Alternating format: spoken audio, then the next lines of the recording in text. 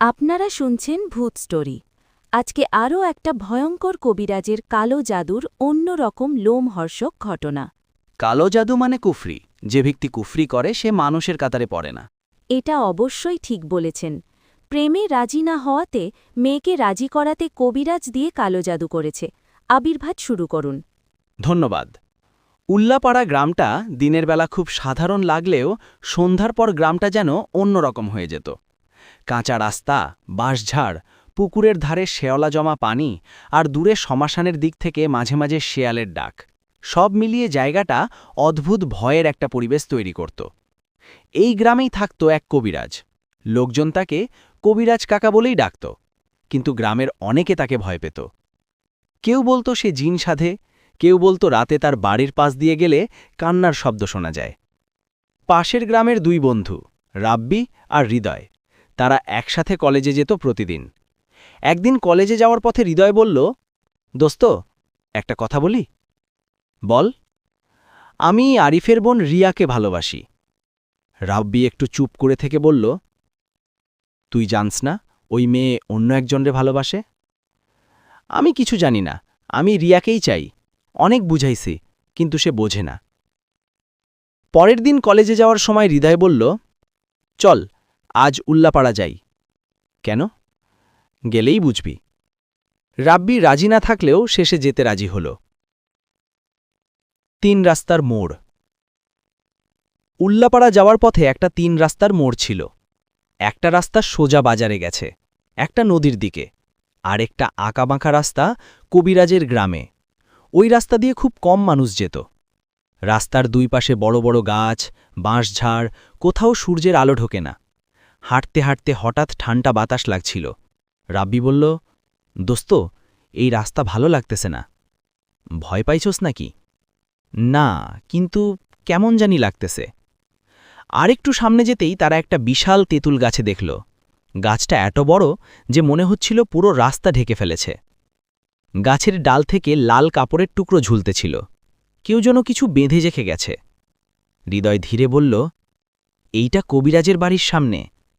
রাব্বির বুকের ভেতর কেমন কাঁপতে লাগল। কবিরাজের বাড়ি।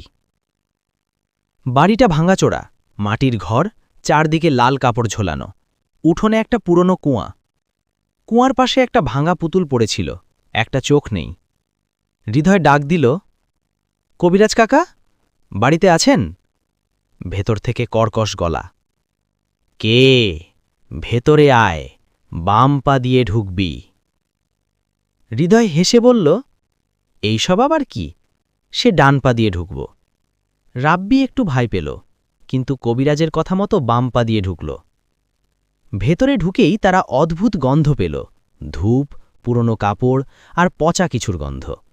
কবিরাজ শুকনা, লম্বা, দাড়ি এলোমেলো, চোখ দুইটা অদ্ভুত লাল। কি চাই? রাব্বি বলল, আমি একটা মেয়েকে ভালোবাসি, আমি তাকে পেতে চাই। হবে, কিন্তু টাকা লাগবে। যত টাকা লাগে দেব। মেয়ের কাপড় আর চুল নিয়ে আসবে। হৃদয় তখন বলল, এই কাজটা ভালো হবে না, চল যাই। কবিরাজ হৃদয়ের দিকে তাকিয়ে বলল, তুই বেশি কথা বলিস। তার চোখের দিকে তাকিয়ে হৃদয়ের গা শিউড়ে উঠল। 2 দিন পরে রাব্বি আবার গেল কবিরাজের কাছে, সাথে রিয়ার চুল আর কাপড় নিয়ে গেল। ঘরের ভেতর লাল কাপড়, মাটিতে সাদা গুঁড়া দিয়ে গোল দাগ, মাঝখানে একটা পুতুল। কবিরাজ জিনিসগুলো নিয়ে কিছু মন্ত্র পড়তে লাগল। বাতাস হঠাৎ ঠান্ডা হয়ে গেল, দরজা নিজে নিজে বন্ধ হয়ে গেল। তারপর সে রাব্বিল হাতে 2টো তাবিজ দিল। একটা বাম হাতে, একটা কোমরে বাঁধবি, কাউরে কিছু বলবি না। অদ্ভুত পরিবর্তন। কয়েকদিন পরে কলেজে বসে আছে রাব্বি আর হৃদয়। হঠাৎ রিয়া এসে বলল, রাব্বি, তোমার সাথে আমার একটু কথা আছে। রাব্বি হৃদয়ের দিকে তাকিয়ে মুচকি হাসল, তারপর রিয়ার সাথে চলে গেল। তারপর থেকে রাব্বির সাথে হৃদয়ের যোগাযোগ কমে গেল। শোনা গেল রাব্বি আর রিয়ার সম্পর্ক হয়ে গেছে। টাকার ঘটনা। অনেকদিন পরে কবিরাজ এসে হৃদয়কে রাস্তায় ধরে বলল, আমার টাকা কোথায়? কোন টাকা? রাব্বি তোকে দিছে। আমি তো কিছু জানি না। কবিরাজ তখন ধীরে বলল, আমার টাকা কেউ মেরে খাইতে পারে নাই, তুইও পারবি না। তোরে এমন জিনিস লাগামু, তুই শেষ হয়ে যাবি। হৃদয় ভয় পেল, কিন্তু গুরুত্ব দিল না। ভয়ঙ্কর শুরু। পরের দিন হৃদয়ের জ্বর, তারপর সে আজেবাজে কথা বলতে লাগল। রাতে চিৎকার করত, ওরে সরাও, ও আমার গায়ে বসে আছে। দরজার কাছে কে দাঁড়িয়ে আছে? কিন্তু কেউ কিছু দেখত না। হাসপাতালে নিল, ডাক্তার কিছু বুঝল না।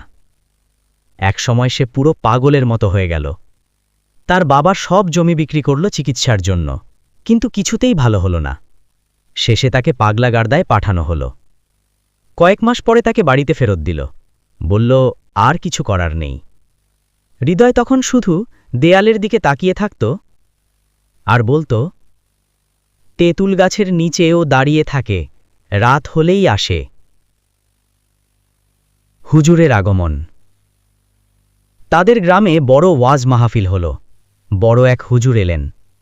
গ্রামের লোকজন হৃদয়কে নিয়ে গেল। হুজুর হৃদয়কে দেখে চমকে উঠলেন। বললেন, আল্লাহু আকবার, এই ছেলে এখনো বাঁচে আছে কেমনে? এর ওপর কবিরাজ জিনপর সর্দাকে লাগানো হয়েছে। অনেক ভয়ঙ্কর জিন চালান দিয়েছে। হৃদয়ের বাবা কেঁদে কেঁদে বলল, হুজুর বাঁচান আমার পোলারে। হুজুর বললেন, এখন পারব না, শুক্রবার আমার মাদ্রাসায় নিয়ে আসেন। আসল সত্য।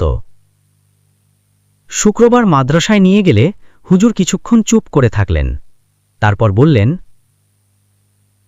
দুই বন্ধু এক মেয়ের জন্য কবিরাজের কাছে গেছিল। সবাই অবাক। একজন কবিরাজরে টাকা দিছে, কিন্তু কবিরাজরে বলছে টাকা আরেকজনের কাছে। কবিরাজ না পেয়ে জিন লাগাইছে ভুল ছেলের গায়ে। সবাই রাব্বির দিকে তাকাল। রাব্বি মাথা নিচু করেছিল। হৃদয় তখন হঠাৎ হেসে উঠল, একটা ভয়ঙ্কর হাসি। তারপর বলল অন্য গলায়, টাকা তো পাই নাই, তাই এইটার জীবন নিলাম। সবাই ভয় পেয়ে গেল। হুজুর কোরআন পড়তে লাগলেন। হৃদয় ছটফট করতে লাগল, চিৎকার করতে লাগল। হঠাৎ সে শান্ত হয়ে গেল। ধীরে ধীরে বলল, তেঁতুল গাছের নিচে আর একজন দাঁড়িয়ে আছে, সে এখনো আসেনি। কে? হুজুর জিজ্ঞেস করলেন। হৃদয় দরজার দিকে তাকিয়ে বলল, রাব্বি, তোর পিছনে দাঁড়িয়ে আছে। রাব্বি পিছনে তাকাল। কেউ ছিল না। কিন্তু সেই রাতে রাব্বি নিখোঁজ হয়ে গেল।